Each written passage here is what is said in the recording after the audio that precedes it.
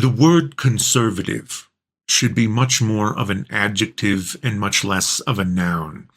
In other words, when you hear the word conservative, if your ears perk up and you say to yourself, "That's me," you probably shouldn't. We all have conservative tendencies to one degree or another, but actually identifying as a conservative is a bit of a contrivance. It feels very real, however, because it's not only rooted in our culture, but also our biology. Self-preservation is what drives conservatism, and self-preservation is just a natural consequence of our evolution.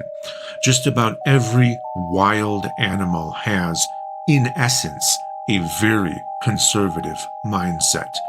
They care very much about their group, their inner circle, and their territory, that which is most familiar to them.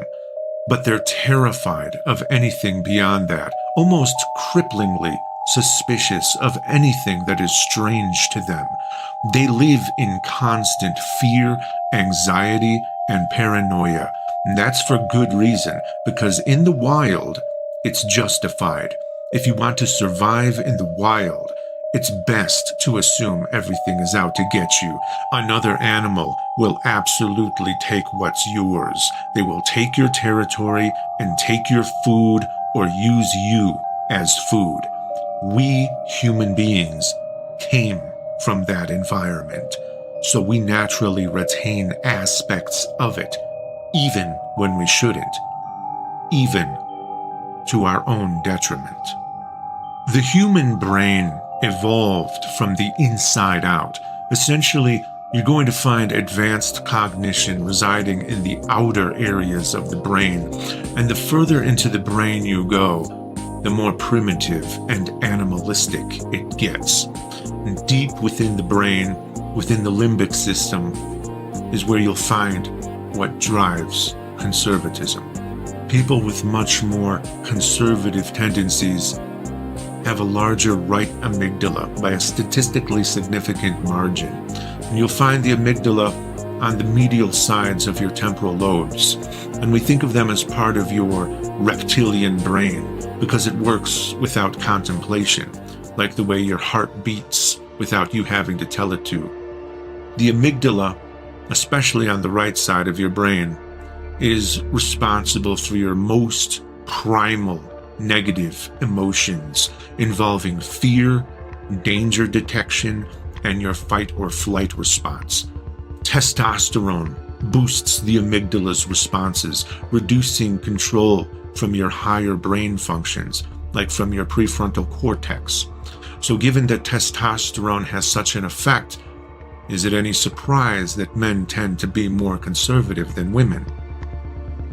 The amygdala causes rapid, automatic, basically knee-jerk reactions that require zero complex thought. It's instinctual, animalistic. The amygdala causes you to link emotion to experiences and memory. Those wild animals that take comfort in their inner circle, their herd, their pack, their flock, their territory, yet are terrified of everything else, describes essentially a pure distillation of what conservatism is. It's self-preservation. People who lean more liberal tend to have more gray matter in their anterior cingulate cortex, which is responsible for conscious decision-making, detecting errors, and modulating emotion. It regulates aggressive behavior and becomes engaged when you help others. It's located in your frontal lobe, so a more advanced area of the brain. It's what helps you learn from mistakes and adapt to new information, potentially causing greater tolerance for uncertainty and novelty. It's responsible for much more complex thought and behavior. It will tell you to try something new when what you're doing is not working. Essentially, the anterior cingulate cortex will facilitate exploration, while the amygdala will facilitate stability. The amygdala will find comfort in the familiar even when it's not working. but the anterior cingulate cortex can get you into trouble too if it leads you into fatal territory where you won't survive to learn the lesson. Both are necessary, but both can cause trouble too. Like most things in life, balance is best. When it comes to very real danger, though, the amygdala will override the higher functions of the prefrontal cortex, unless you have a lot of combat training or experience in whatever dangerous activity you may be doing. Otherwise, panic and fear will control you every time. That biological function is encapsulated in Mike Tyson's famous quote, "Everyone has a plan until they get punched in the face." Everyone has a plan is their prefrontal cortex, and until they get punched in the face is their amygdala overriding their prefrontal cortex. The differences in these brain structures aren't necessarily determinative. You are, after all, a thinking human being, so you can be aware of what's going on in your own head and use your rationality to compensate. In other words, correlation does not equal causation. So biology is not going to lock you into being more or less conservative or liberal, but it's most likely a combination of nature and nurture that's going to do that. I mentioned the biology involved because given the cards you were dealt by nature, you may need to intellectually compensate more or less than someone else might have to. In other words, you may be predisposed. So self-awareness is key. For instance, I'm well aware of my conservative thoughts and tendencies because I definitely have them. So it's possible that even I have a larger right amygdala and more testosterone to affect it. But I've learned how to keep those emotions in check when appropriate. The question I'm asking myself is, why would I do that? After all, the title of this video is Why I'm Not Conservative. So what follows is my answer, but it deserves a lot of explanation. Someone with conservative tendencies can be a great and loyal friend, happy to help you out whenever you need it, because you're a part of their inner circle, their pack. So that can give you the impression that conservatives are good people. But one of the defining characteristics of conservatism is that while they have much care for that inner circle, that care rapidly declines as the circle expands to include other people. And that's true of us all to one degree or another. But for the conservative mindset, it's a very rapid decline because the fear and suspicion a conservative mindset has is not conducive to trusting or caring about strangers. In other words, it's good for small groups, but not large ones. So if you're not inside the inner circle of someone with a conservative mind, you will likely see and know a much different side of them than their inner circle knows. Unlike their inner circle, you'll see a side that doesn't mind showing you some wrath, cruelty, or at the very least, indifference. It was a beneficial mindset to have long ago when people were split into small tribes, but it's a detrimental mindset for large modern societies. It's also why, even if you're initially inside their inner group, you can experience being exiled if you don't conform, and you are thus perceived as having traits of outsiders, like if you tell your conservative family that you're gay or atheist or trans, for example. It could be enough to cause you to become an outsider to them. On the other hand, another response is that it could cause them to change their mind about such people, because conservative-minded people tend to learn more from direct experience than conceptualization.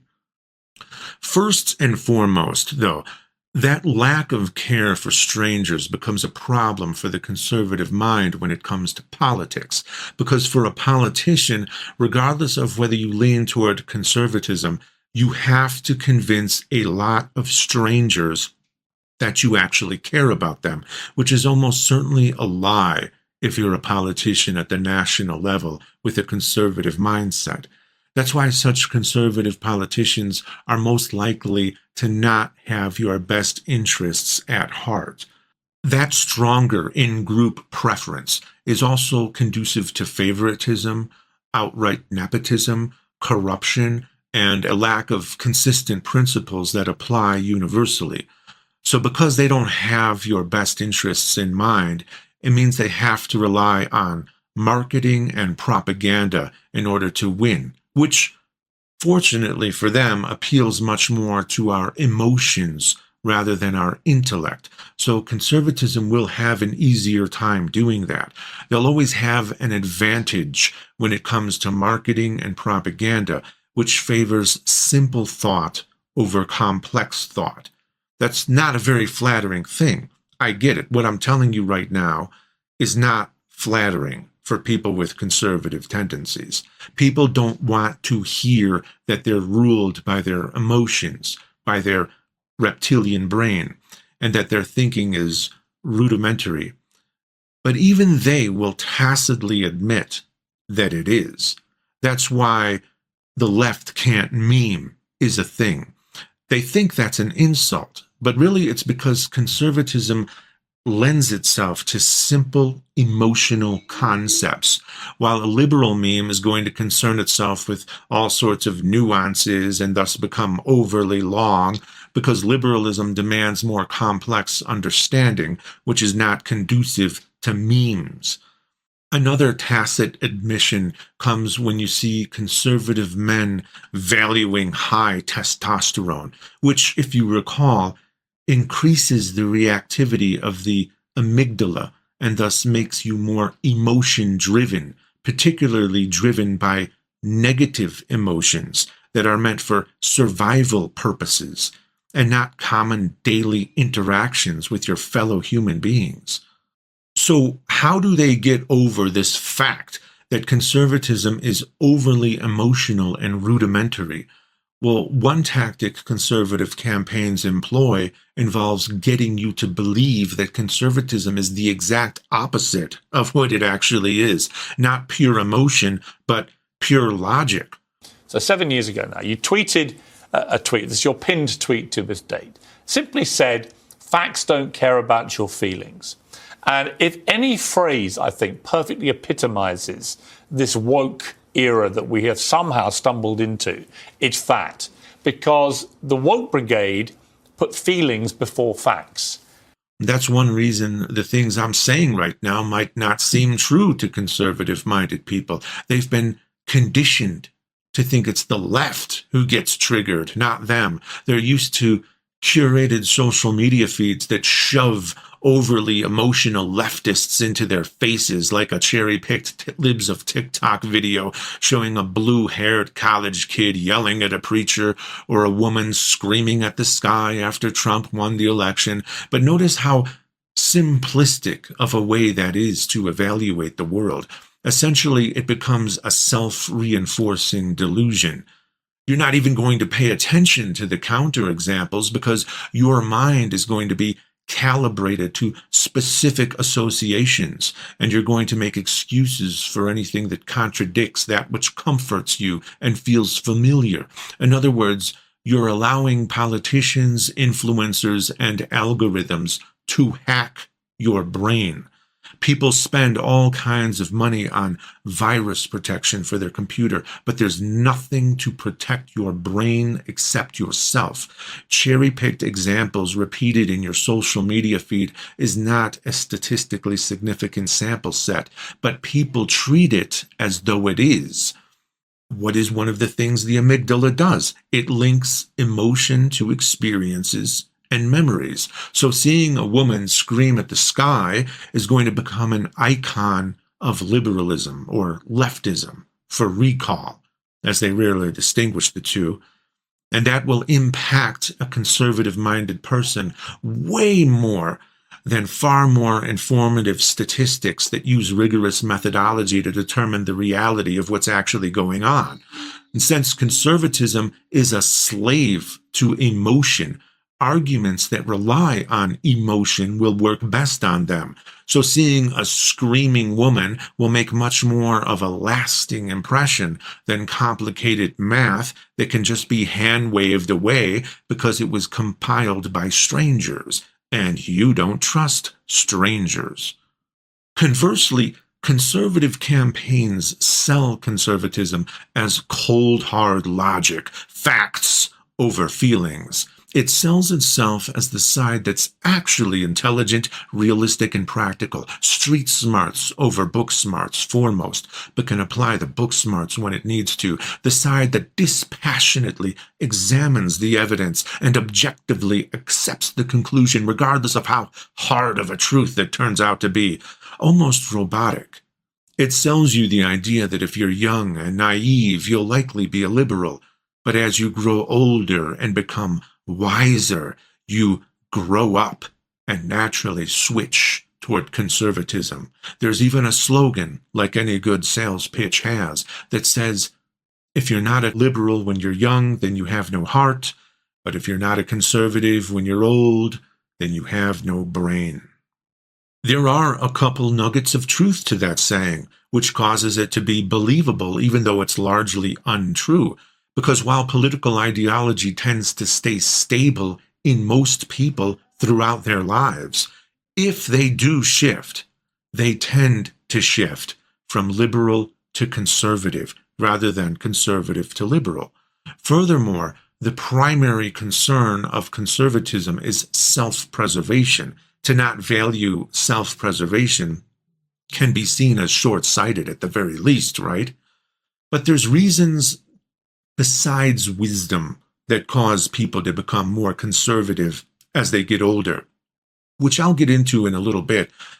And there are different kinds of self-preservation. There's the more sustainable kind that achieves it through the betterment of society at large, thus increasing your chances as an individual within that society to benefit. But there's also the far less sustainable kind of self-preservation that would rather abandon society to its own devices while you as an individual pour all your time and energy into yourself and your inner circle. In actuality, the conservative mind is the opposite of what the propaganda tries to sell it as. All of my conservative impulses stem from my most simplistic emotions, the emotions that I feel before I have the time to intellectually process them for what they are. For example, I have an emotional revulsion to paying taxes. I would like to use that money directly for my own family. I pay the taxes, but I don't want to. And more often than not, it feels like I give in and pay it just because I'm risking serious trouble if I don't. But if the specter of that punishment weren't hovering over me, if I weren't avoiding danger, I could see myself trying to rationalize not paying it. That's my surface-level, emotionally motivated self-preservation. Paying taxes feels like extortion. It feels like theft. It feels like an attack, right? But what's the word that I keep repeating here? Feels, as in feelings. Intellectually, I know the reason for the taxes, and I know that reason is rational.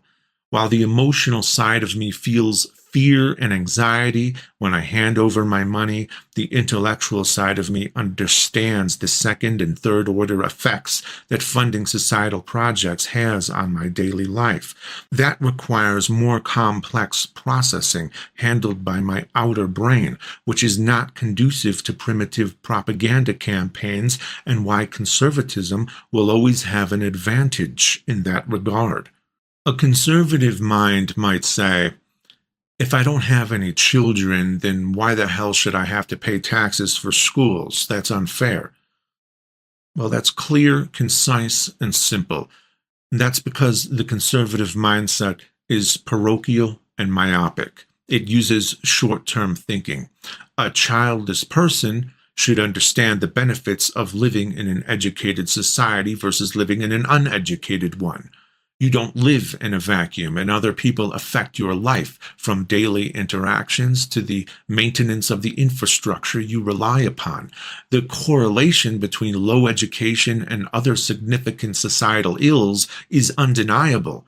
So to not want to contribute toward having an educated populace is actually to be against your own interests, your own self-preservation.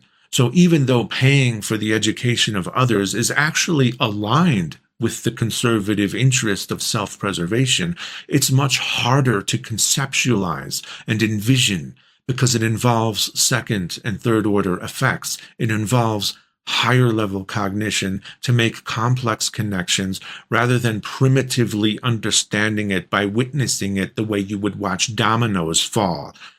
That foresight finds it difficult to compete against the instant gratification of having money that would otherwise go toward paying for the education of others. Others you don't even care about. But the long-term effects of not doing so would be catastrophic. And if you got your way and defunded the schools, many years later, you probably would not understand why the catastrophe happened and that you actually contributed to that catastrophe. You'd feel blameless. But again, that would just be your feelings. It wouldn't be the reality. And conservative propaganda, by then, would already have built you a simple, emotionally satisfying, and easy to understand narrative to consume and repeat that would pin the blame on ready-made scapegoats, the people outside of your inner circle who you're already primed to not give a shit about. Since you'd attribute the problem to the wrong cause, you'd never really learn from it either. Thus, the cycle would be doomed to repeat. You might have some rational reasons to not want to pay certain taxes, like if they're used for an ongoing war you don't support, or there's obvious corruption going on and you don't want to contribute to it. There's some valid arguments to be made, sure, but there's some bad ones too. You might try to rationalize your emotional desire to not pay taxes for schools by coming up with arguments that seem intelligent on the surface, like, I don't like paying taxes for schools because I'm not happy with their bad results. Now, again, that's often part of the conservative subversion creating perverse incentives, known as the Cobra effect.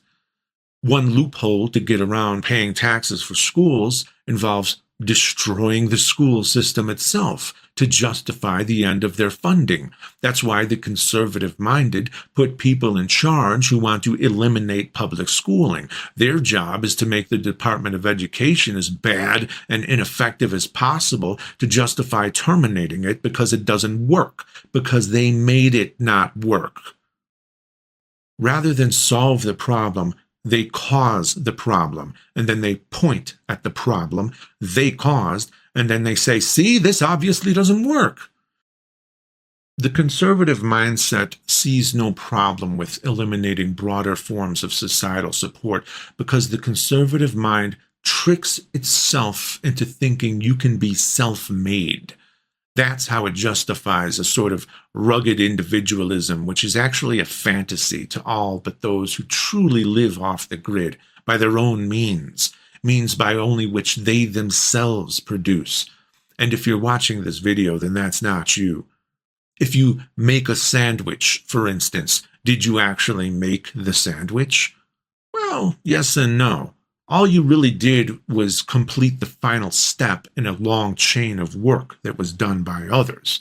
A guy named Andy George tried to make a sandwich all on his own. He grew the vegetables. He raised and slaughtered the chicken. He milked the cow for cheese. He extracted the salt from seawater. He grew the wheat for flour. He made the oil from sunflowers. In the end, the sandwich took him 6 months to make, costing him $1,500.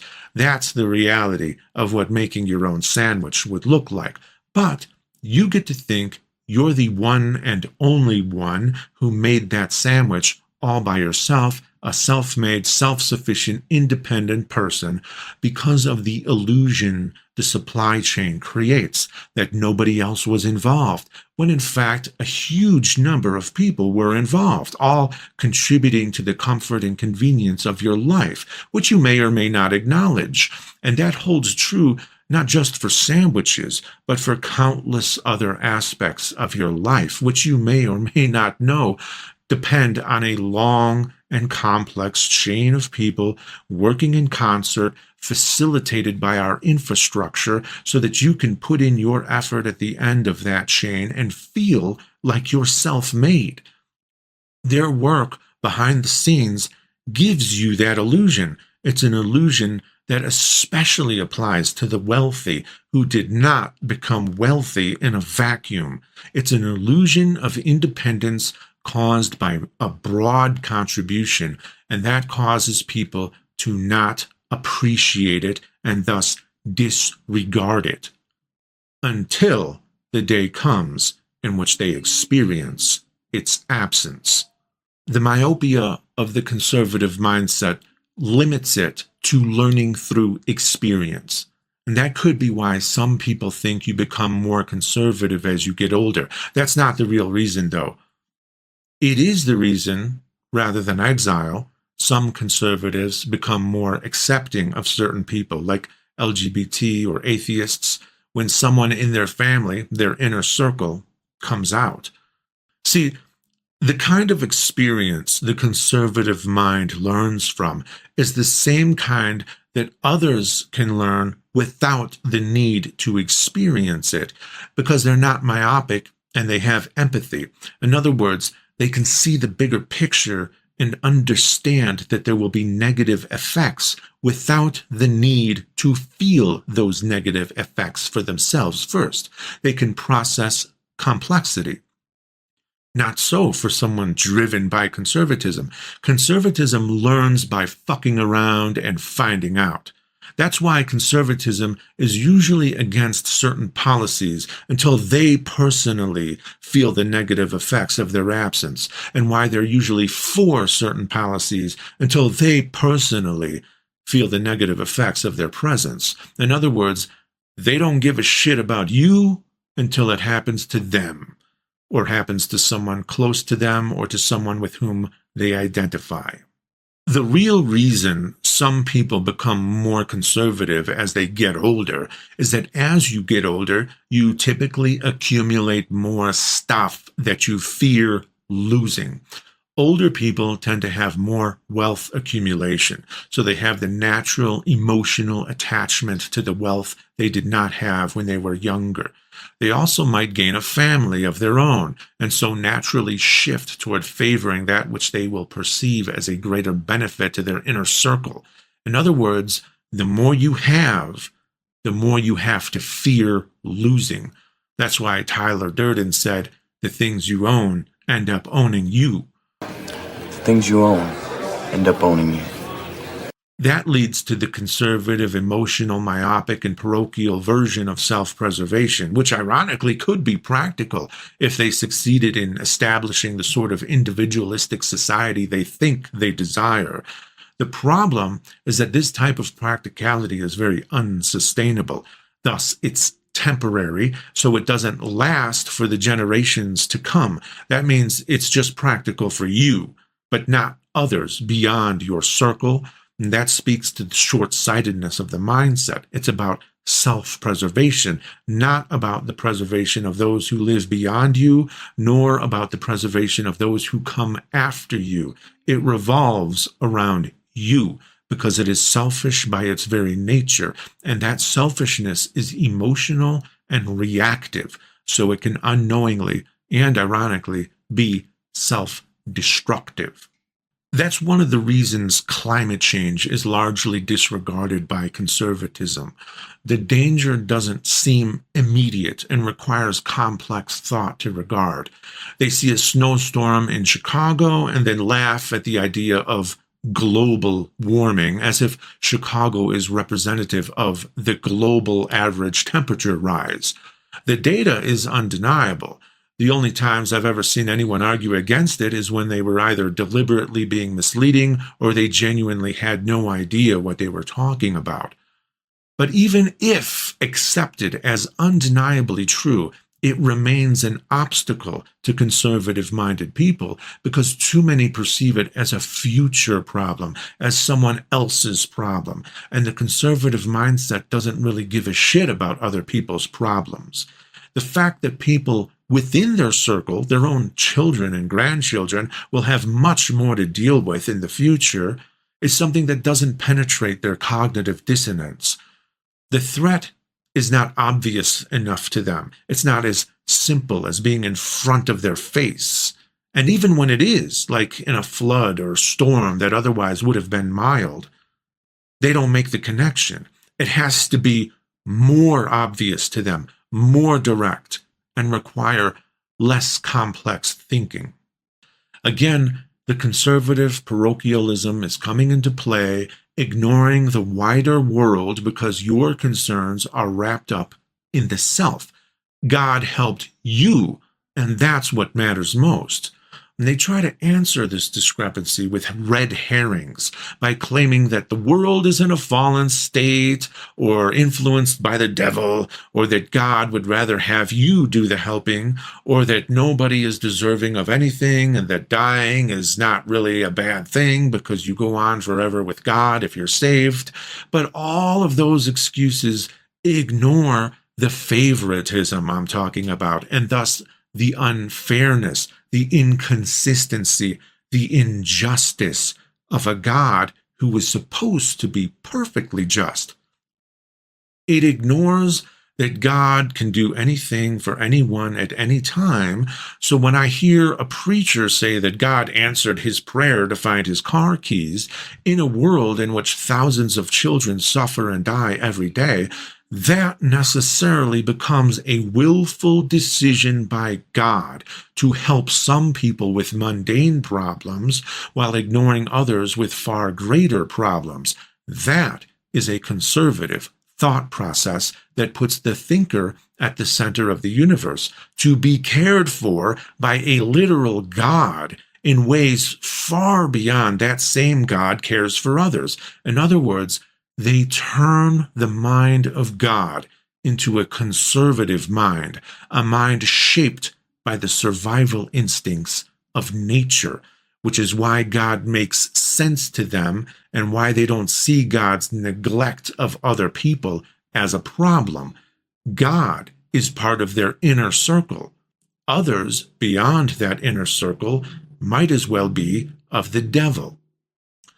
This also explains why conservative solutions often revolve around prayer. The act of prayer in and of itself is arrogant and selfish, even if it's on behalf of someone else. There's a couple of reasons for that. The act requires thinking that you are not only significant enough to communicate with the creator of the universe just by having thoughts, but also that you are significant enough to give suggestions to the most intelligent being in existence, as if such a being didn't already think of and consider on its own what you would suggest, as if you know better, and you're pleading with this unfathomable intellect to consider implementing your ideas and your desires, as if such a being wouldn't already know what's best and fully intend to already do what's best. So prayer doesn't really make sense from a logical standpoint, but that's not what you're feeling when you do it, because it's not about logic or reason. It's about emotion and desire. And that includes the fear of hell, which is another reason conservatives are prone to religious manipulation, as self-preservation is paramount. It taps into their most primal and defining characteristic. That's because the selfishness of conservatism leads to its foundational emotion, fear. The conservative mind is filled with fear and anxiety, manifesting in defensiveness that usually revolves around the thought of others taking from them what they rightfully own. Once you understand that, all of their policy positions become perfectly predictable, and it's why their main method of persuasion revolves around fear-mongering. The nebulous they are always out to take from you your land, your money, your culture, your family, your guns, your Bible, your freedom, your very life. With enough of this fear-mongering rhetoric, you can get them to believe the perfect opposite of reality. You can put them deep into a delusional upside-down world. You can get them to believe that the government is too powerful and doesn't care about them, even as the very people they vote for create a giant surveillance state and a militarized police force with broad leeway, or even deploy the military itself within our own borders. That is acceptable because they perceive that threat as only being against others, not themselves. They won't learn how wrong that is until it's used against them, which is inevitable. The conservative mind tries to project an image of strength, independence, and emotionless devotion to the facts, but behind that facade is a weak, dependent, childlike attitude motivated not only by the terror caused by being a slave to their own possessions, thus in fear of losing them, but also by the fear of embarrassment caused by losing the facade itself and being exposed as the very opposite of what they try to portray. That leads to an overcompensating image. The secretly gay Republican who rails against gay marriage, the priest who molests children yet is known for speaking out against pedophilia, the vehemently anti-trans right-winger who has 500 gigabytes of trans porn on his hard drive. It's a performance to hide their true nature by projecting an image that pretends to be the opposite of what they truly are. That's why the conservative mind often causes people to become bullies or advocate using bully tactics. A bully's strength is a performance, you see, to show others he is strong as a way to compensate for an inner weakness. That's why bullies crumble under pressure. They're not showing you their true nature. They're showing you their desired nature. I've listened to conservative-minded people tell huge audiences that they should follow their instincts rather than trying to think things through, or rather than listen to others, well, presumably accept them, because they say our instincts were given to us by God. Just going with your gut is a very amygdala way of thinking, isn't it? Pure emotion, no logic. Our instincts were given to us by a brutal world of tooth and claw, not a supreme benevolence. Our instincts are the result of millions of years of behaving as both predator and prey. When we play the role of predator or prey to our fellow human beings, we eschew civilization in favor of tooth and claw. Try to understand that these tendencies exist within all of us. We all have aspects of conservatism within us. It's just that some of us can control ourselves better than others. Someone who is open and proud about their conservatism doesn't realize that they're displaying a lack of self-control. I do have a lot of conservative tendencies, for instance, even though I'm strongly associated with leftism. I have a family and a house and a lot of other things I didn't have when I was younger.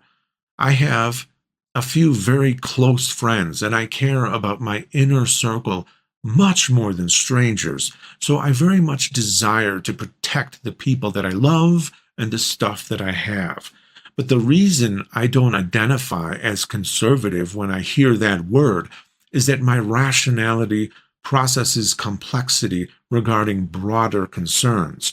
My brain keeps my primitive emotions in check. Yes, I want to protect my family, but I understand my reptilian brain for what it is, and I know, rationally, as a human being in modernity, that I am not a bunny rabbit in the wild who has to worry about being hunted by a fox. I understand rationally when other groups are trying to manipulate that reptilian brain to recruit me into their cause by using fear of others, which manifests as bigotry because it amounts to base, primitive tribalism. The primary fear of conservative-minded people is other conservative-minded people. That's because they're tribalistic. So they're naturally going to fear others who are also tribalistic, encroaching upon their territory, taking what is theirs for their own tribe, and behaving exactly as they do, wanting to exclude them. They see liberal-minded people as the gateway for the other tribes, which is why they resist liberalism. But none of this is universifiable. What they don't seem to understand is that if tribalism is the problem, then they are a part of that problem, and it's the part of the problem that they have the most power to solve. That's difficult, though, because a conservative-minded person finds comfort in the familiar and is thus less likely to initiate change and thus less likely to stop being part of the problem. The comfort of the old familiar problem overrides the fear of the new and strange change, which is where the solution resides. Albert Einstein said that we can't solve problems by using the same kind of thinking that created them. Essentially, tribalism is like a vestigial organ that once served a purpose, but is now only a danger, because when it ruptures, it poisons everything. More tribalism will not fix that. So as I begin to have thoughts inspired by fear, I'm very temporarily conservative. But as those fear-driven thoughts are processed by the far more rational areas of my brain, the areas that differentiate me from a wild animal, I recognize those fear-driven thoughts for what they are, whether they're legitimate, and I understand them in the broader context in which they exist. I'm more interested in the truth in all its complexity than I am in indulging in the fast, easy, and emotional fiction that plays into a distorted self-image of survival in a demonic world. And that is why I'm not conservative, because I can balance self-preservation with self-control.